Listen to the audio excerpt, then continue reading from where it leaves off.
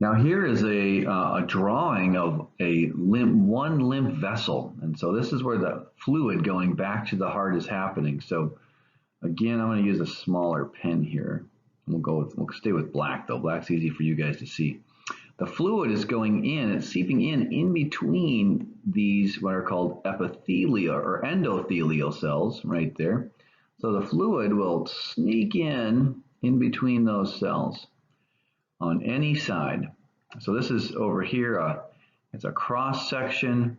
If you're looking at it from the outside, that's what it really looks like. But if we want to see the inside, the fluid is seeping in between those cells. It's again seeping in, but once it gets inside, then it only goes one direction. It goes up or down, doesn't matter, but it goes through those one-way valves in only one direction. When your muscles contract, the pressure comes in from the outside from all that muscle contraction. It squeezes those cells together, so it's going to force these valves closed. The valves are just going to shut there, so fluid can't go backwards. It has to go up. In this case, now they don't all go up. You know, if they're in your arms, they're going to go over. Or if they're in your head, they're going to go down towards your heart because they all go towards your heart. Again, pressure dependent, muscle contraction is a big factor there as well to move that fluid towards your heart. But the next stop before getting to your heart is the lymph node, and that's the major player. This is the major player of your lymphatic system right here. The major center point is the lymph node. This is where all the action happens. So let me get you oriented to this picture. Your lymph comes in from multiple channels. So I'm going to start at the top left here. Look up there.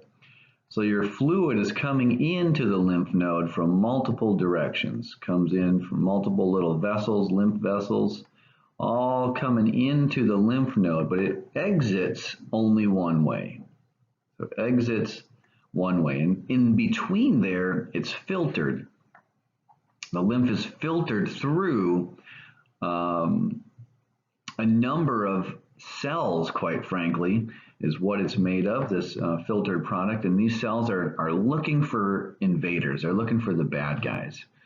Over here now, you'll see what is inside that lymph node. Mostly lymphocytes, B cells, T cells, white blood cells, and then it also has a germinal center.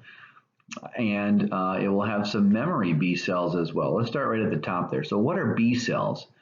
B cells are very specific immune cells. They're designed to target specific invaders. What the B cells use, or what they make for that, are called antibodies. They're specifically designed for a certain type of invader or pathogen. Maybe you can think of it this way. We call them, you know, if we think of the immune system as a kind of a military defense, the B cells are archers or snipers. That'd be even a better word to use, snipers. And here's why: because every antibody is different for every different pathogen. So, for example, if any of you are hunters, if I wanted to hunt a squirrel, I could use a 22 caliber rifle. It's a small bullet, but it's certainly big enough for a squirrel. But if I wanted to hunt a deer, I would need a bigger bullet. A 22 most often isn't going to kill a deer. It's not big enough. And if I was going to hunt a moose, I'd need something even bigger than maybe something I'd use for a deer. For a deer, maybe I'd use a 30 caliber. But for a moose, I need something even bigger. And I don't hunt moose, so I don't even know what that caliber would be. But I would need a bigger bullet than I would for a deer, unless I was very precise. And that would be good too. So B cells create different antibodies for different pathogens. So consider them the snipers or the archers of your military defense. Very highly trained and highly specific. Also notice B cells make anti-B bodies, antibodies. That's a good way to remember what B cells do. T cells, however, T cells are a little less specific. They're kind of the tough guys. They're the frontline infantry. They're the first ones in to attack. And so T cells, where antibodies are coming in with a specific laser-like focus, T cells are coming in. They're just trying to beat up the bad guys. They're just trying to take them down with whatever they can, swords or clubs. Think of it that way, the infantry. Direct T, attack T, those are T cells. And there are a number of different types of T cells, where B cells, they're all kind of the same. They manufacture antibodies. White blood cells are the third type. White blood cells are, think of them like Pac-Man. They're the scavengers. They're just cleaning up the mess that's left over after the B and T cells do their job. Or again, if we want to use our military analogy, they're kind of like the military medics. They're coming in and taking care of all of the leftovers after the battle has already happened.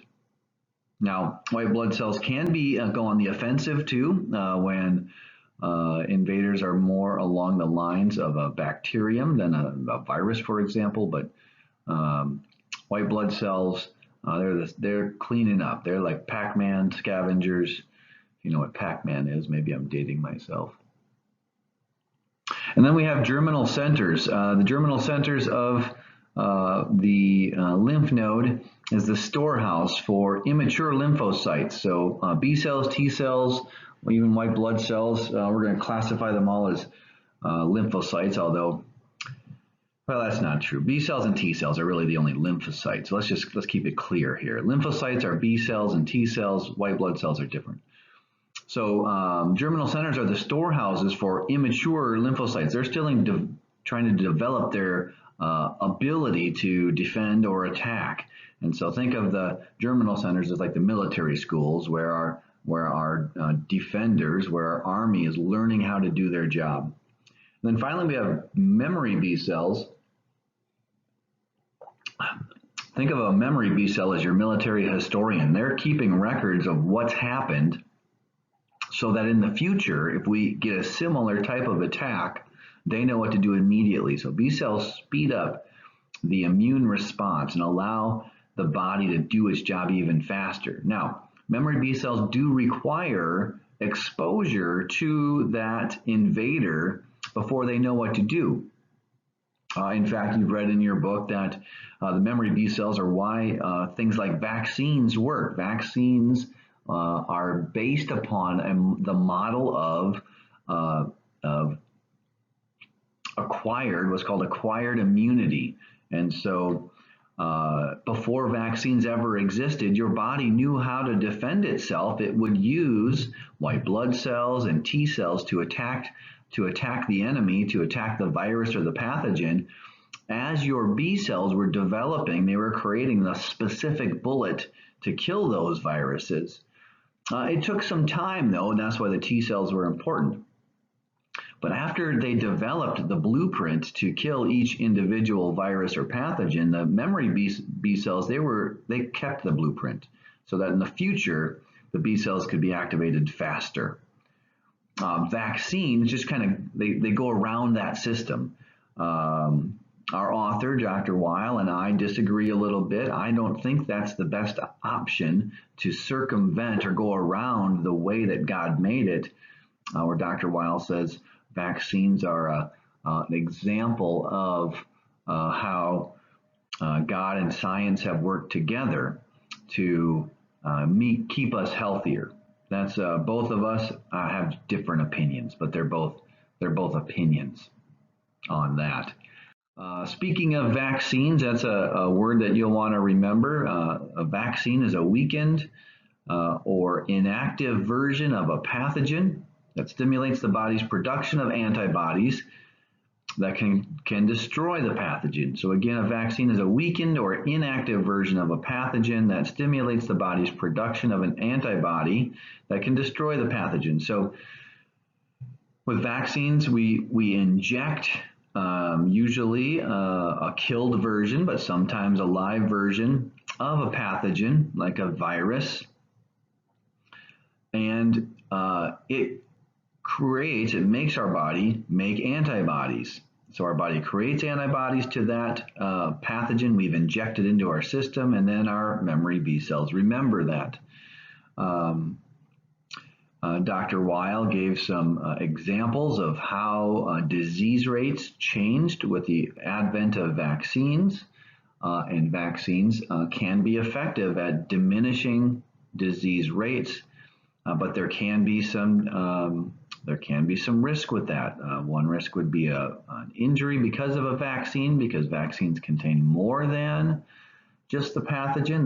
They contain stabilizers, and they contain other chemicals that help your body actually help the vaccine mount a response from the body. Some of those chemicals people react to in a very negative way. At the same time, vaccines, again, they go around some of the natural immune, part of the natural immune system, and so that can make that natural immune system a little weaker. And that's a reason why some people choose not to vaccinate. I'm actually going to talk a little bit more about this in another video that will be both as much for your parents as it will be for you. So we'll look at that in some weeks or months to come.